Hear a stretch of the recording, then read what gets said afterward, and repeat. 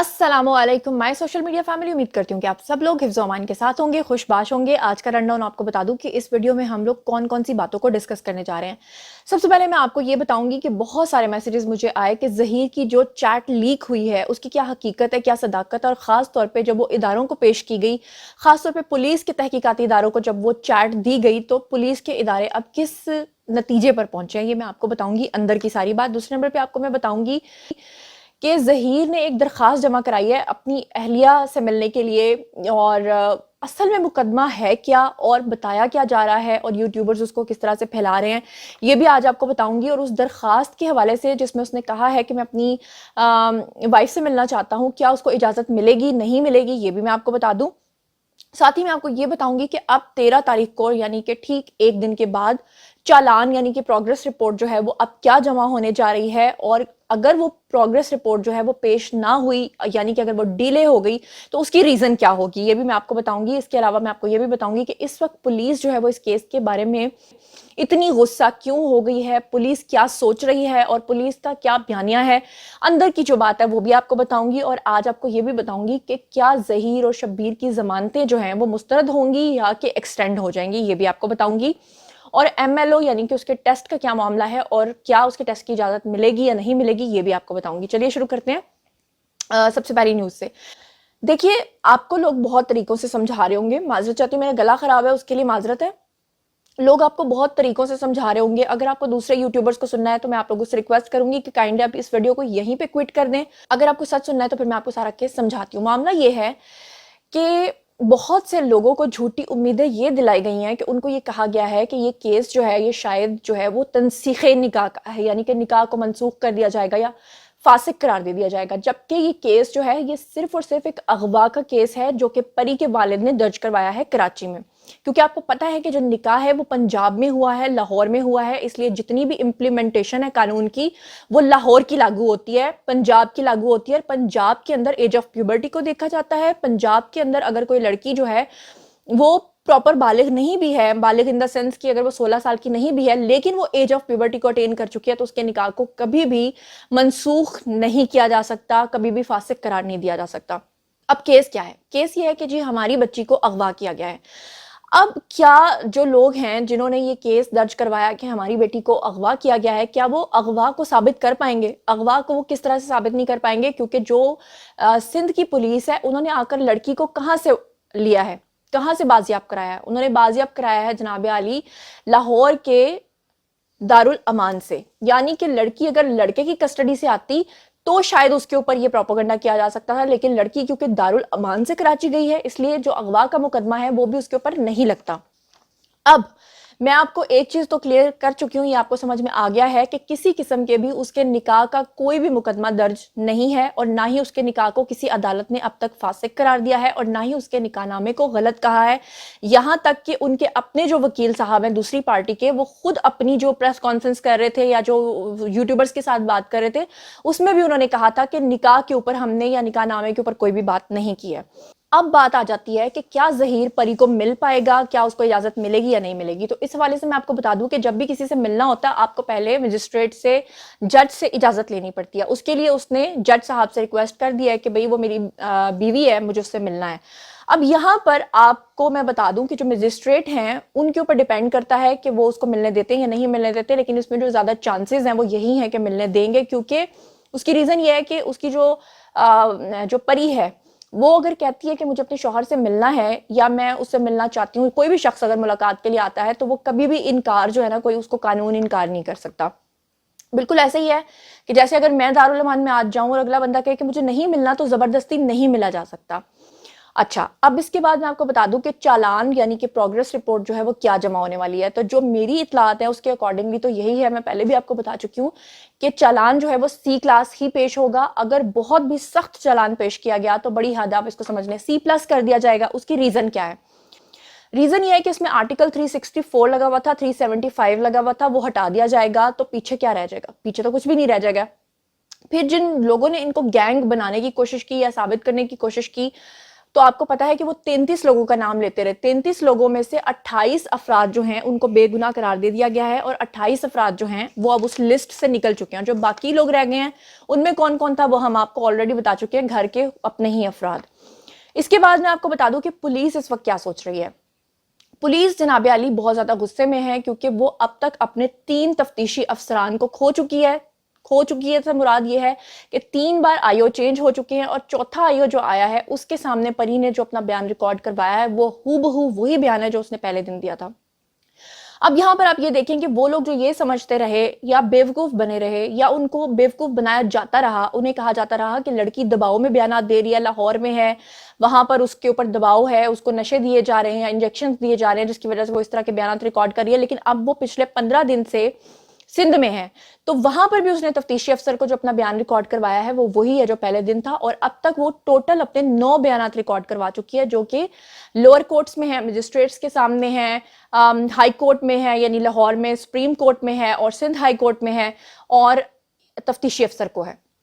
تو ابھی کی بار پولیس کیا کہہ رہی ہے؟ پولیس اب بہت زیادہ غصے میں ہے, کیونکہ پولیس یہ کہہ رہی ہے کہ اب انا کے مزید ہم بھینٹ نہیں چڑھیں گے, اور پولیس کے اعلیٰ افسران کا یہ بھی کہنا ہے کہ جناب اب ہم کسی کا ٹول نہیں بنیں گے. یعنی کہ ٹول سے مراد یہ ہے کہ ہمیں کہا جائے کہ یہ کر دو وہ کر دو, ہم میرٹ کے اوپر فیصلہ کریں گے.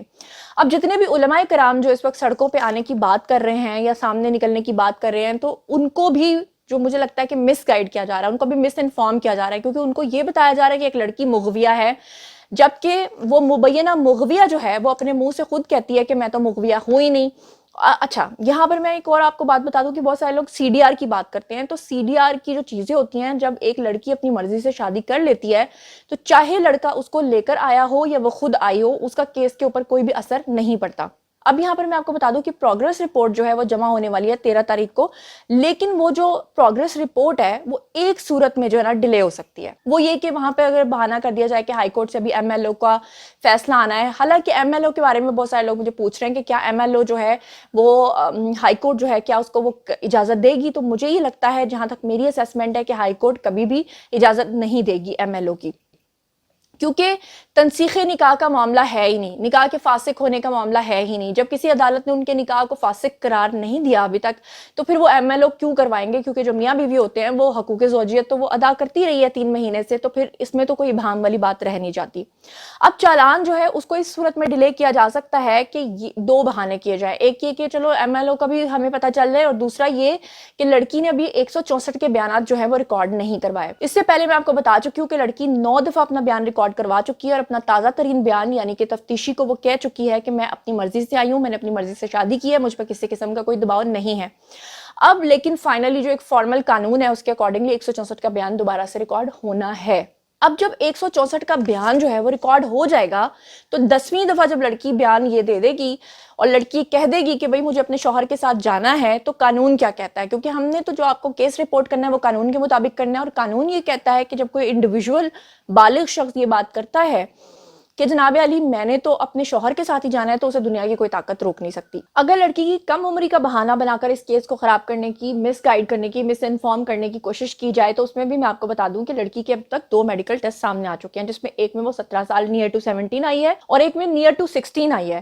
تو اب جس میں نیئر ٹو 16 آئی ہے, تو اس لحاظ سے بھی اگر فرض کر لیں کہ ان کی بات بھی مان لی جائے, تو پھر بھی اس کو 16 سال کے ہونے میں چند 1 ماہ رہ گئے ہیں. تو اس کے باوجود جو اس کی شادی ہوئی ہے وہ ہوئی ہے جناب جی لاہور کے اندر, اور لاہور کے اندر ویسے ہی جو بالغ کی ایج ہے وہ 16 سال ہے. تو کسی بھی لحاظ سے یہ کیس جو ہے مجھے زیادہ لمبا ہوتا دکھائی نہیں دیتا. اور جیسے کہ جعفری صاحب ہمارے لائیو سیشنز میں یہ بات کرتے رہتے ہیں, بلال صاحب بھی کہتے ہیں کہ یہ کیس ہے ہی کوئی نہیں ہے. اسی لیے جو ہمارے پولیس کے ڈپارٹمنٹس ہیں وہ کافی زیادہ غصے میں ہیں, اور جو جتنے بھی اعلیٰ افسران ہیں ان سب کا اب یہ کہنا ہے کہ مزید اب ہم ٹول نہیں بنیں گے, اور انصاف کے تقاضوں کو مد نظر رکھتے ہوئے ہی ہم اپنا چالان جمع کرائیں گے, اپنی پروگریس رپورٹ جمع کروائیں گے. اور ایم ایل او جو ہے میں نے آپ کو بتایا کہ وہ نہیں منظور ہوگا ہائی کورٹ سے, اور اس کے علاوہ میں نے آپ کو بتا دیا ہے کہ چالان میں جو ہے جو جمع کرایا جائے گا وہ سی کلاس ہی ہوگا, کیونکہ اگر اس میں 364 نکال دیا جائے اور 375 نکال دیا جائے تو پیچھے کچھ بھی نہیں بچتا, اور 363 جو اس میں لگتا ہے وہ بے لیبل ہے. اور اس کے علاوہ میں آپ کو یہ بتا دوں کہ ظہیر کی جو چیٹ لیک ہوئی ہے، بہت سارے لوگ پوچھ رہے تھے کہ کیا وہ صحیح ہے یا غلط ہے، تو میں آپ کو بتا دوں کہ وہ بالکل صحیح ہے. اور یہ بھی آپ غور سے سن لیں کہ وہ چیٹ لیک نہیں ہوئی، بلکہ جو کوک آف کے جن ہیں انہوں نے خود اپنے وکیل کو وہ چیٹ دی ہے، اور وہ دینے کے بعد اصل میں انہوں نے ایک گیم کھیلی تھی. انہوں نے گیم یہ کھیلی تھی لیکن وہ اسی گیم میں خود پھنس گئے. وہ کس طرح سے پھنس گئے کہ وہ پہلے دن سے کہہ رہے تھے کہ گینگ کی طرف سے تو ہم سے کوئی رابطہ کیا نہیں گیا. وہ پہلے دن سے کہہ رہے تھے کہ وہ جو دوسری فیملی ہے ان کا تو نمبر بھی ہمارے پاس نہیں ہے. لیکن خود ہی جب انہوں نے اپنے وکیل کو ساری چیٹ دی جس میں مختلف اوقات میں وہ لڑکا اور وہ لڑکی اپنے والد سے معافیاں مانگتے دکھائی دیے، یہ کہتے دکھائی دیے کہ ہم خوش باش ہیں، آپ دیکھیں اور ہمیں معاف کر دیں اور ہم آپ کے پیر بھی پڑنے کو تیار ہیں. تو یہ میری اطلاعات کے مطابق، اور بلال صاحب نے بھی اس کو مینشن کیا تھا اور بھی لوگوں نے اس کو مینشن کیا تھا، کہ پولیس کے اعلیٰ افسران کے پاس جب اس کی ہارڈ کاپی جب پہنچی اور انہوں نے جب سارے میسیجز ریڈ کیے تو وہ اس نتیجے پہ پہنچے کہ یہ کوئی گینگ نہیں ہے، یہ لڑکا لڑکی کی پسند کی شادی تھی، اسی لیے وہ منتیں کر رہے ہیں. اور یہ بات بھی جھوٹی ثابت ہو گئی کہ جی ہم سے تو کسی کا کوئی رابطہ نہیں ہے. خاص طور پہ مین سٹریم میڈیا کے چینل پر بیٹھ کر دو بڑے جھوٹ بولے گئے. ایک یہ کہ ہم سے 25 لاکھ تاوان مانگا گیا اس گینگ کی طرف سے. تو اگر کوئی گینگ ہوتا تو وہاں پیسوں کی کوئی بات چیت ہوئی ہوتی، لیکن وہاں پر تو صرف ایک نہتھا لڑکا اپنی بیوی کے لیے پکار کر یہ کہہ رہا تھا کہ اگر ہم سے غلطی ہو گئی ہے تو آپ ہمیں معاف کر دیں، اپنا دل بڑا کر لیں. اور دوسرا یہ کہ ٹیلی ویژن پر بیٹھ کر جو یہ بات کی گئی کہ جی مسجد والوں نے اعلان کرنے سے انکار کر دیا اور یہ کہا گیا کہ تاوان مانگا گیا ہم سے 25 لاکھ کا، تو میں اپنے اداروں سے ریکویسٹ کرتی ہوں کہ اس کا نوٹس لیں کہ کوئی شخص کس طرح سے ہمارے اداروں کو ذلیل کروا سکتا ہے، کس طرح سے ایک شخص جو ہے وہ سامنے آ کر ٹیلی ویژن پہ اتنی بڑی دنیا کے سامنے جھوٹ بول سکتا ہے، اتنے لوگوں کے ساتھ ان کو مس گائیڈ کر سکتا ہے. اور اب اس کی اپنی ہی دی ہوئی لیکڈ چیٹ کو، جس کو وہ لیک چیٹ کا نام دے رہا ہے، وہ لیک چیٹ نہیں ہے، وہ انہوں نے خود دی ہے. لیک تو وہ ہوتی ہے جو چیز کسی کی لیک ہو جاتی ہے، لیکن وہ تو خود دی گئی ہے. تو اس کے اندر صاف طور پہ کسی پیسوں کا ذکر نہیں ہے، کسی ڈیل کا ذکر نہیں ہے، کوئی لڑکی واپس کرنے کی بات نہیں ہے. اس میں صرف اور صرف جو ہے وہ یہ جو باتیں کی گئی ہیں وہ تو خیر چیٹ تو آپ کے سامنے آئی گئی ہے. اب یہاں پر میں آپ کو ایک اور بات بتا دوں کہ وہ لوگ جو بار بار بلکہ میرا بھی یہ سوال ہے کہ آخر یہ کیس کس دن ختم ہوگا. تو یہ کیس ختم ہو چکا ہے، لیکن اس کے اندر درخواستیں جو ہیں جب تک وہ لگتی رہیں گی تو یہ کیس جو ہے طول پکڑتا جائے گا. لیکن اب سوال یہ بھی ہے کہ کیا ظہیر اور شبیر کو آگے ضمانت مل جائے گی؟ تو مجھے یہ لگتا ہے، میری جہاں تک اسیسمنٹ ہے وہ یہی ہے کہ ان کو ضمانت بھی مل جائے گی. لیکن اگر لڑکی 164 کا نیا اور تازہ ترین بیان ریکارڈ کروا دیتی ہے تو پھر یہ اس تابوت کے اندر آخری کیل جو ہے وہ ثابت ہوگا. وہ اس طرح سے کہ ایک فائنل چیز جو ہے، ایک لڑکی کا فائنل ورڈکٹ، کیونکہ کسی بھی کیس کا فیصلہ جو ہے وہ لڑکی کی سٹیٹمنٹ پہ ہے. چاہے آپ لاکھ سی ڈی آرز جمع کرائیں، چاہے آپ کہیں کوئی آیا تھا یا نہیں آیا تھا، کوئی لینے گیا تھا یا وہ خود آئی تھی، قانون یہ کہتا ہے کہ لڑکی جو ہے وہ کیا بیان دیتی ہے اور لڑکی کی سٹیٹمنٹ کے مطابق اس کا فیصلہ ہوگا.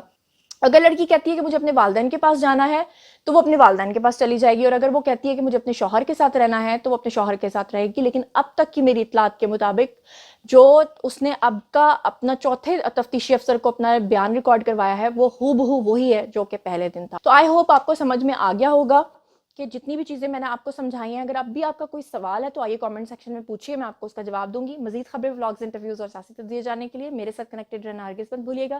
چینل کو سبسکرائب کر لیجیے گا. اپنا بہت خیال رکھیے گا. اللہ نگہبان.